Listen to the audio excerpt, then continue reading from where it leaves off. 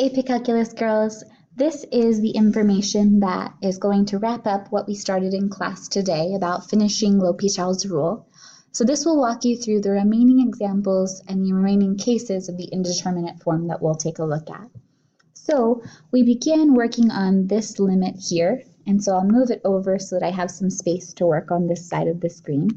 But we're dealing with the limit as x approaches 0 of 1 minus cosine of x raised to the x power.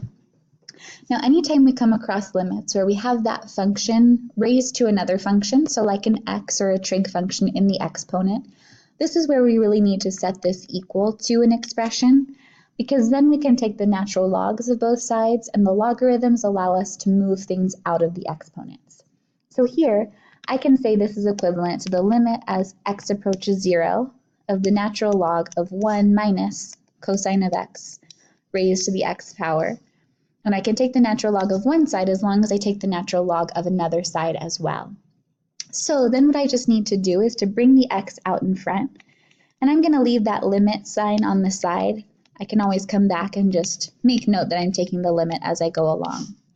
Then I'm just going to leave the same for the natural log on that side, and I'm only going to focus on what's going on here.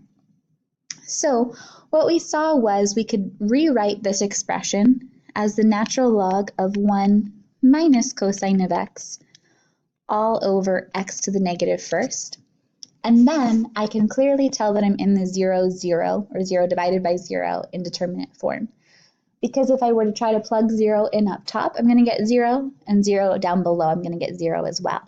So that means I can apply L'Hopital's, and that means that I'm going to be taking the derivative of the top part and of the bottom part as well.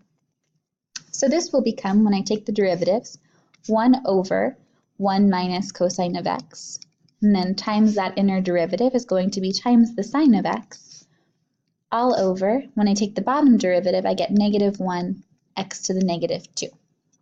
So when we looked at this expression, we saw that this was something that is still going to look like it's an indeterminate form, so we could L'Hopital again, or we could try to play around algebraically and see if things look a little bit different first. So this expression, if I modify it, just by bringing the negative up and that part of the fraction down, will become negative 2x put those together incorrectly. If I bring up this negative 1, this will be negative x squared, and then the sine of x is up top. And then down below, I've got 1 minus cosine of x. So that expression, unfortunately, is still 0 over 0, so I need to take L'Hopital's once again. So I'll call this L'Hopital's part 2 with this expression over here. So up top, I'll have product rule, negative 2x sine of x, so derivative of the first, non-derivative of the second, plus if I take negative x squared times cosine of x, so derivative of the second. Then I take the derivative down here, so 1 minus sine x.